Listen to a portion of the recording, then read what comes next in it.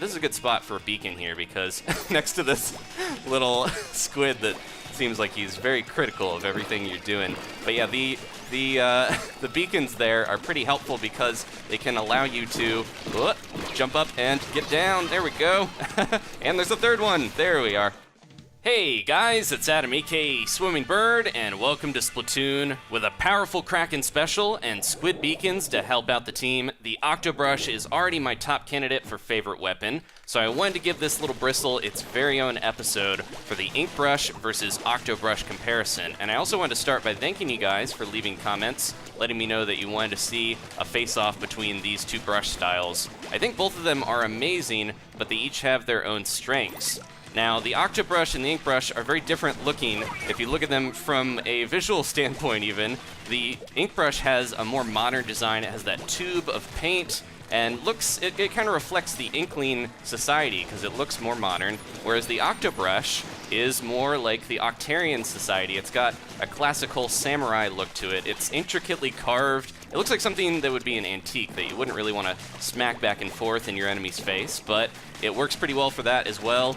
And I think it's based off of the ukiyo-e style of ink painting.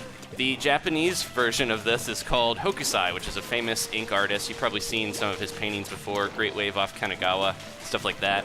So it's kind of cool that in the Japanese, the ink brush is called Pablo, like Pablo Picasso, the more, modern artist, and then the Octobrush is called Hokusai, like an old, classical Japanese artist. There you are. I knew they were back here somewhere. So yeah, the Octobrush, as it's a little out of date for this modern Inkling society, is slower. It does spread more ink, it does a bit more damage, and can shoot ink a little farther than the Ink Brush, but it uses a lot more, and it's a lot slower at spreading that ink. You really do guzzle a ton of ink with this guy. Let's see if I can get both of these. Here we go. Sneak around and get that roller before he gets me. That was close. We're doing good, though. Covering lots of turf. So yeah, it's a bit slower. Even the rolling speed on this guy is slower. It's faster than any of the other rollers, though. Even the carbon roller, you can see, you can still pretty much zip around anywhere you want and get away from your enemies. But it's not quite as fast as the Ink Brush. A lot of people say that the Ink Brush is better for turf wars, and the Octobrush is better for ranked battle like splat zones and tower control because it has these beacons that you can place down and your buddies can jump to them. And it also has the amazing Kraken, which makes you invisible for about 6 or 7 seconds. And every time you jump, of course, you get to splat your buddies or your opponents. They're not your buddies. They're guys you're going against. All right, there's that carbon roller again. I'm going to try to get him. You can see the carbon roller is still pretty fast, but not quite as fast as my good old Octobrush here. There we go. Get him. All right, they just got their special, so that was close. Oh, that's another guy. Okay, I was going to say, that's another Octobrush there. There we go. We're doing pretty good. A little nervous here, trying to face down all these guns, but we can get away if we just ink. If you're in trouble with either of the brushes, make sure you just kind of jump and or roll yourself away. There we go. Got him. Look out for that sniper, though. They can get us still. There we go. Good finish, and I think we took that first match. But yeah, as far as sub and special, I do think the Kraken and the Squid Beacons make for a more aggressive style with the Octobrush, and the Ink Brush is more for turf with that Sprinkler and Ink Strike. There we go. We had 2 Octobrushes on the team to ink it up, and we were on the top with 11 splats, 0 deaths. Good way to start. Let's do another battle.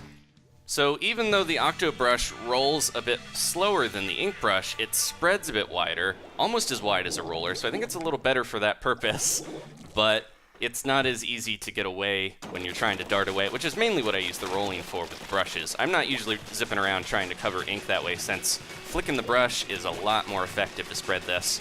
And I think this is a great version of the Ink Brush to use on this map, Moray Towers, one of the newest ones, because these beacons will help you in a map that is so spread out. I like to put one over here, kind of hide one behind the box if we can. Gotta get my ink up. Now that is the big problem with this brush that I think a few people that are Ink Brush fans like better with the original, because it uses way less ink than the Octobrush. And I think if you have a few, I've got some ink refill abilities. I need to get some ink saver main abilities though, and that would help out a little bit more. But yeah, you can recharge pretty quick if you have a few abilities to help you out.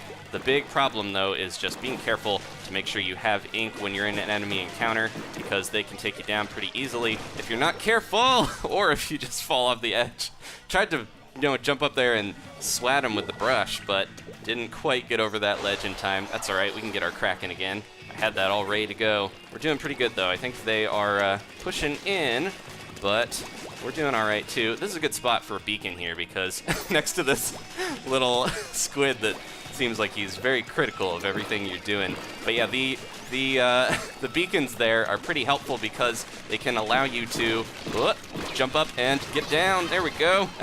And there's a third one. There we are. Almost got the hat trick there for the team.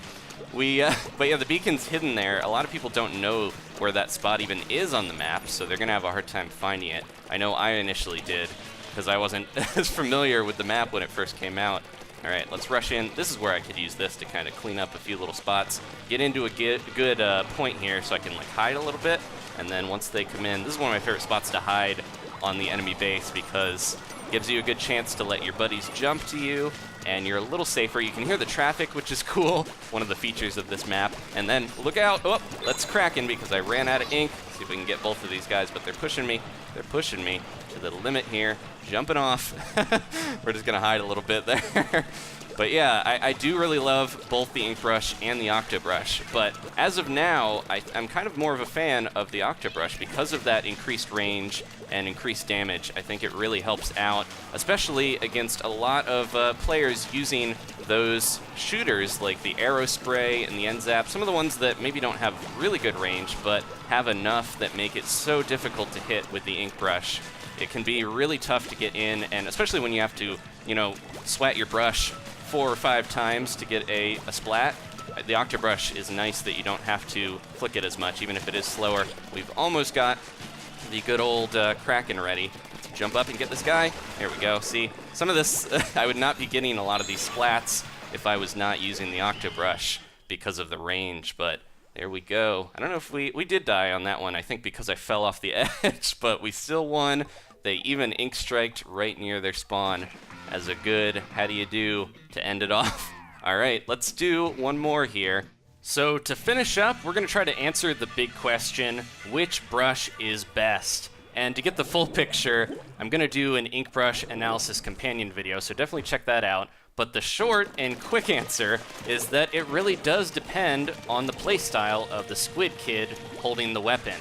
I know when the ink brush was initially shown in trailers and in the Splatoon Direct, a lot of players were really excited to try it out. I was definitely one of them. It looked so cool, you could zip around faster than the other rollers, and it had this crazy, flicking, aggressive style that no other weapon seems to really have. Now, once players got their hands on it, a little bit after Splatoon's release, a lot of people were kind of disappointed. They wrote it off after trying it because, unlike most of the other weapons in the game, you have to tap constantly to attack with this one, and it has very short range. You're constantly trying to hit your opponent more, and a lot of weapons just fire very fast anyways, so you can have a tough time competing with the others in the game. But that's not to say I don't think other players will enjoy it, and the way that I recommend trying it out, if you haven't yet, is just go for the octobrush, because if you are not a big fan of the ink brush, the octobrush solves a lot of those problems. You can do a lot of damage and do a lot of ink spread without having to tap that much. You do more damage in ink spread, in fact, than the ink brush. It does use a lot more ink, and it guzzles it down pretty quickly, but it's definitely a good weapon for beginners because, like the Kraken Splat Roller, you can just use the Kraken to get out of people's way, and you're helping your team out with your beacons. It's definitely a good team weapon to have on your side. You can get this guy without using the Kraken. There we go. Got it saved up, and I'm ready. Just gotta push in when we see the opportunity. Go get that and get out. Look out. Gotta make sure they're not trying to get around the sides either, because I know they got that yellow ink here. But yeah, we'll have more on the ink brush when we do our other video here. Somebody left a mine for me. That guy's got special, but I'm gonna try to catch up to him in time. Here he goes. Getcha, little football head. There we go. All right. But yeah, the Octobrush is probably my new favorite here, and it can even battle the Kraken a little bit if you're quick enough. Couldn't tap there fast enough. It does take a bit of finesse. And again, if you're using the Kraken, you kind of have to out-strategize the other players. You need to be stealthy a little bit if you want to sneak up on them. Definitely jump a lot. Most guns you should be jumping because you'll get increased range and it'll make you a harder target to hit. But we'll have more ink brush tips in the companion episode here. For now, we are hopefully gonna win this match. Let's see. Get this guy. That was close. Gotta get up top and ink it up. Go, go, go. Oh, jeez. That's ours, luckily. And in the midst of it, I was able to crack in through. They didn't even see me coming.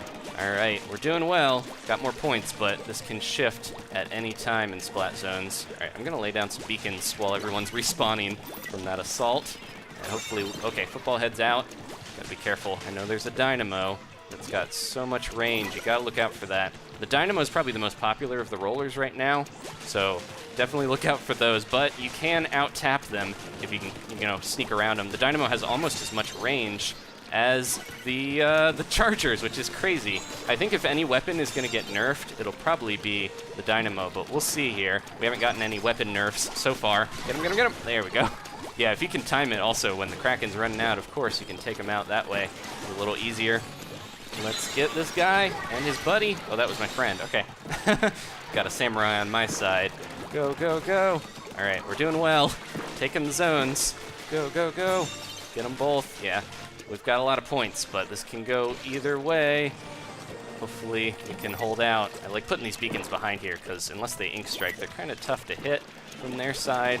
And it'll help my buddies get in, jump over to this, and then I can land on it. I'll just put in a beacon there, but I got shot. I don't know if they're going to bother, but I could jump back to that beacon if they don't see it. Yeah, they didn't even bother with it and get right into the zone. Let's see if this will work, guys. Kind of a risky strategy. Turn around and brush, brush, brush, brush, brush. Oh, look out. Got the ink mine there. That was trouble. Okay, we survived. Somehow we survived. And we've got the zones. I'm gonna try to make this a little tougher for them to get over here. This isn't turf wars, but yeah. It really does, in the end, come down to whether you got those fresh skills or not. You can use any weapon and be successful. It's just whether you can practice with it and get good. So you can use the ink brush in ranked, and you can use the Octo in turf wars, and the subs and specials will help you out either way. Thank you guys for watching. Please leave a like if you enjoyed this, and do look forward to that ink brush analysis. We'll have a not definitive, but at least my opinion word on which one is better once we've played a bit with both of them. I'll see you guys then, though, for some more Splatoon.